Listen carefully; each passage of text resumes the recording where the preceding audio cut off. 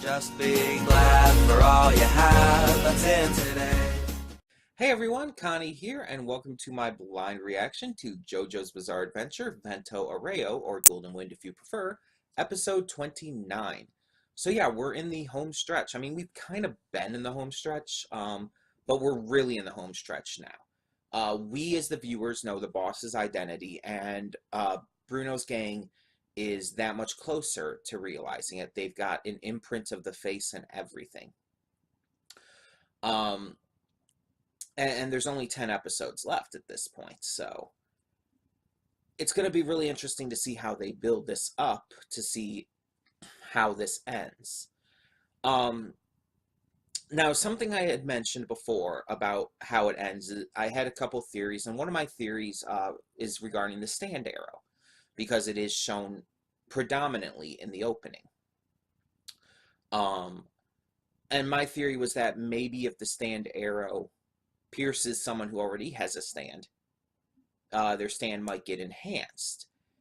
And I don't think I've mentioned this before again, so I want to reiterate here, especially since we're getting near the end. And someone actually brought it up to me that reminded me that that is what happens in part 4 with Yoshikage Kira and Bites the Dust. So yeah, I forgot about that. I forgot that's how Bites the Dust comes to be. I didn't forget about Bites the Dust. I just forgot that's how it came to be. And so that adds further precedence to that theory and makes me actually believe it even more. If Giorno, because I assume Giorno is going to be the one to finish off the boss and King Crimson in the end, if Giorno can somehow enhance gold experience this way, then maybe it'll give some extra ability that will allow him to be able to take out King Crimson, or at least stop him long enough to take out the boss. And I'm interested to see exactly where that goes. Now, I don't know anything about this episode. I don't know anything about where this is going to go, though. That much I can say for sure. I have not been spoiled on it, luckily. Although, to be completely fair, unlike some shows I watch, this one isn't like super heavy in the spoilers on social media. But either way, yeah, luckily I haven't been spoiled either way. And yeah, like I said, we're in the home stretch now. 10 episodes. 10 episodes to really make an impact. 10 episodes to really, like, drive all of this home. Everything that's been built up. Something is going on with Bruno. We still have to figure that out. Trish is just getting used to her stand, so I'm hoping we're going to get more with that. I really hope that they don't just kind of drop the ball on that. And not do much else with it. Fugo, I don't even know if he's going to return at this point. I would hope so, because that would just be a massive plot hole left unfinished. But let's be honest, JoJo has done stuff like that before. Either way, I'm just really hoping that everything in these last 10 episodes do tie up well. I don't know where they're going to go from here, though. That's the thing. I like, they're leaving the island. Because, well, Abakio is dead now, and they feel like they've got the information they need. I don't know how just knowing the face is going to help. That's still going to be difficult to track and find out who he is, but maybe you'll be able to. Maybe you have some kind of contact in Passion, or even outside of Passion. Bruno is pretty popular, so I guess we'll find out. One thing I will say, going back with what I was saying, though, about how Giorno's probably going to be the one who finishes it in the end, compared to other parts of JoJo, Giorno has been excessively minor in Vento Aureo. Like, compare it to part 1, or let's compare it to all the parts, okay? Part 1, Jonathan. constantly the focus. Yes, there were other characters focused on, like Dio and Speedwagon and Zappelli and whatnot, but Jonathan was almost always right there in the focus and always doing something. Part 2, same thing with Joseph. Yes, you still saw stuff with Lisa and Caesar and so on and so forth, but again, right there in the focus still. Part 3, same thing with Jotaro. Even though Part 3 admittedly did start to verge off of that a little bit and had an entire team as the main characters to focus on, Jotaro still had very notable amounts of screen time and felt like he was still being focused on as the main character. Part 4, same thing with Josuke. Again, a lot of other main characters to focus on too, but it still felt like Josuke was the focus, the main character. Throughout parts 1 through 4, all of our main JoJo's felt like main JoJo's. This one, Giorno doesn't. Bruno feels more like the main character, to be honest. If I were to pick any of them, Bruno is the one who feels more like the main character. Honestly, I think he's done more in this series than Giorno. Not to say that Giorno hasn't done anything. He's definitely done stuff. But I think Bruno's done more. And I think Bruno's just had a lot more screen time and presence, to be honest. And so it's like, I'm really hoping in these last 10 episodes as well, that they do more with Giorno. Because otherwise, it's almost going to kind of seem out of place that he ends up being the one to fight the boss in the end. If that's even how it goes. Heck, maybe they'll actually switch things up even further and not do that. By the way, if you know what's going to happen, don't tell me. Keep that a spoiler. Or keep that spoiler free, I should say. But yeah, maybe it'll end up being like all of them legitimately working together, and maybe Giorno just gets the final blow. Also, Giorno's heritage with Dio has not been brought up again since the very beginning. It was mentioned at the very beginning, and then it's just gone. Same with Koichi and Jotaro and everything, because Koichi was there to find Giorno. And he hasn't been seen since Black Sabbath. It's like they just took these plot points at the beginning that seemed very important and just completely dropped them. So I'm hoping that those come back into play during these last 10 episodes as well. Because again, it just feels like way too many things so far have been left hanging. And I really hope that they fix that and wrap things up well. But I guess we'll find out. So, we're going to just get started. When the screen fades to black, pause this redirect and go to the description below. Follow the link to the reaction, and after you watch it, come back here to the redirect and resume play. Because after you... okay, I messed up somewhere there. Follow the link to the reaction, and after you watch it, come back here to the redirect and resume play. Because after it fades to black and then fades back in, everything from that point forward will be my afterthoughts and will contain spoilers to the episode. So that being said, thank you so much for tuning in, and I will see you at the reaction. And we are back, and we'll begin with spoilers in 3, 2, 1, now. So I felt like that should have been obvious as to what Green Tea's real name is, but it's, again, I just didn't catch it, so I was unsure. It's Green Day. You know, the emo rock band, Green Day. Okay. So, in this episode, Bruno's gang gets this mysterious, message on the computer. It seems like the computer's kind of been hacked into, and this mysterious person is contacting them to tell them that he's an ally, and that he wants to help them take down the boss, who he reveals the name of. Apparently the boss's name is Diavolo. Which I think I remember where I heard that name from now. I think it's the name of an act from America's Got Talent. Let me actually check that. Yes, it is. It actually just straight up is. There was an act on America's Got Talent in 2017 called Diavolo, and they were kind of this acrobatic dance act. I really did like them. I actually remember really liking them. Um, that's where I heard the name from before. But obviously, completely different context.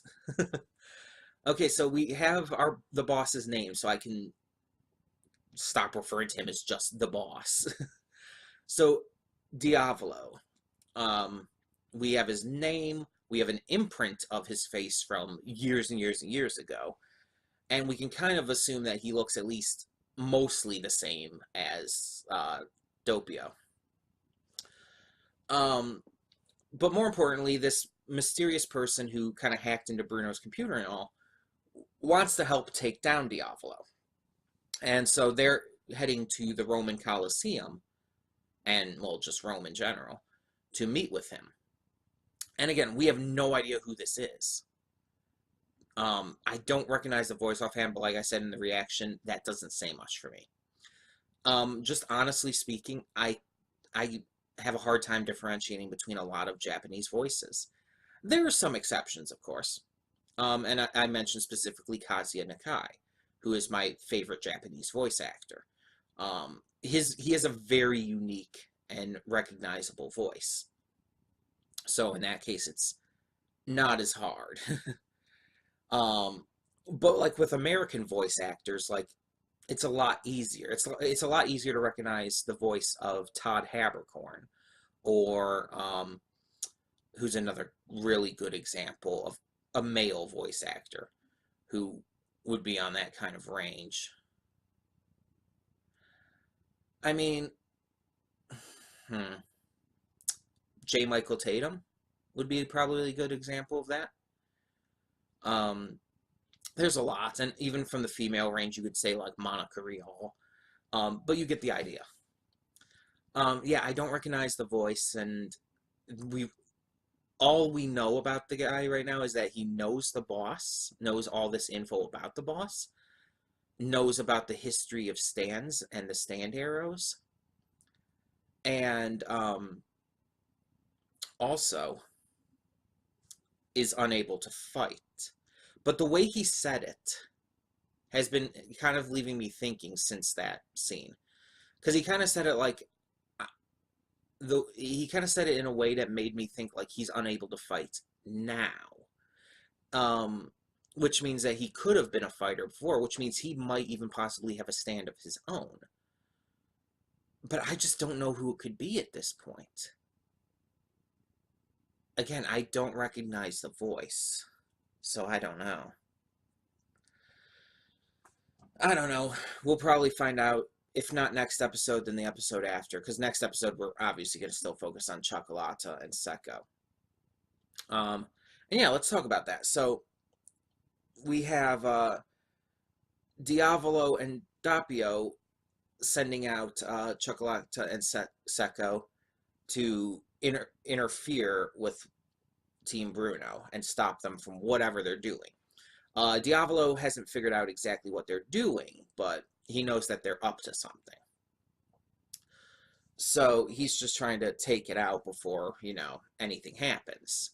I like that he's taking very active role in this, and he's even sending Doppio, which he knows is his body as well, to get there too. But yeah, he wants to make sure that Team Bruno's taken out without the information they know being revealed and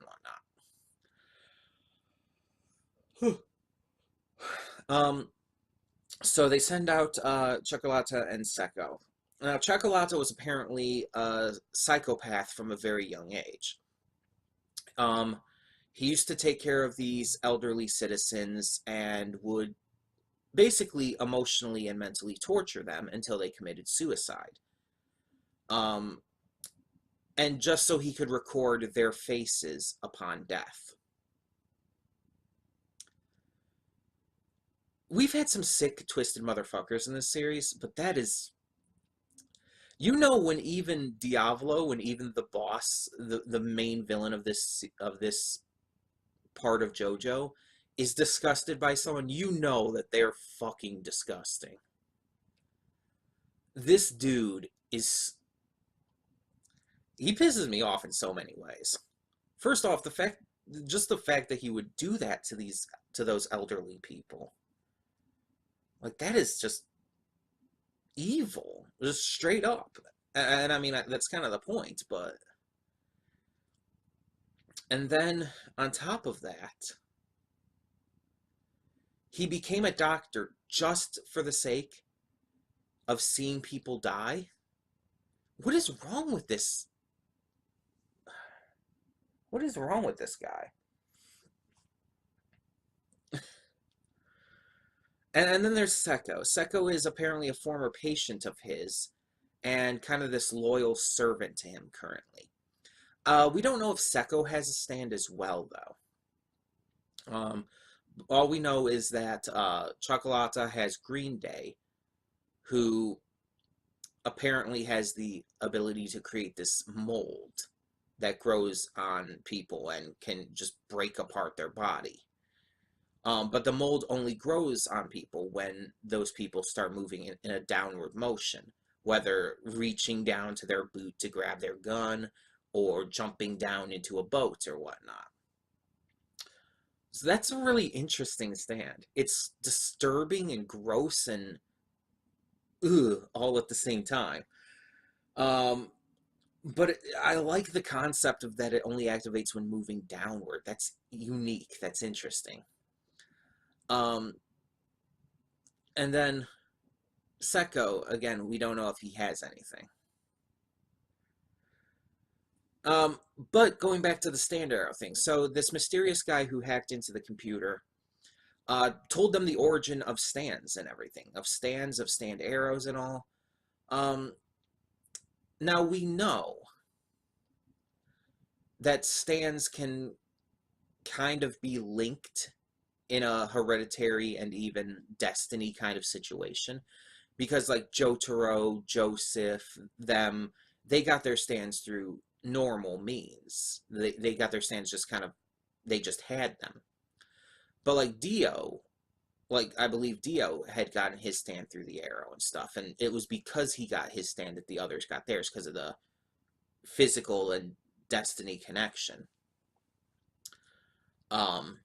But it seems like mostly it's come from stand arrows and stuff. Or just, I guess, the spreading of this virus. Because apparently stands started off with, that is what this virus is. It's this alien virus that came to Earth on a meteorite. And maybe it could be spread through other means, which maybe is also how some other people got their stands. Maybe not everyone got them through the arrow, but still. One of the arrows. But this guy discovered this virus and all and decided to harness it through these arrows to be able to use it to unlock some people's hidden potentials, their stands. And that's really cool world building. So there's a bunch of these arrows. There were 2 in part 4. There's 1 or 2 here in part 5. Who knows how many there are in total? That's interesting that this is still a thing going forward. I really kind of didn't expect that. But yeah, my theory about like the awakening of the upgraded stand still, well, stands. But yeah, it's really interesting world building for the stands there.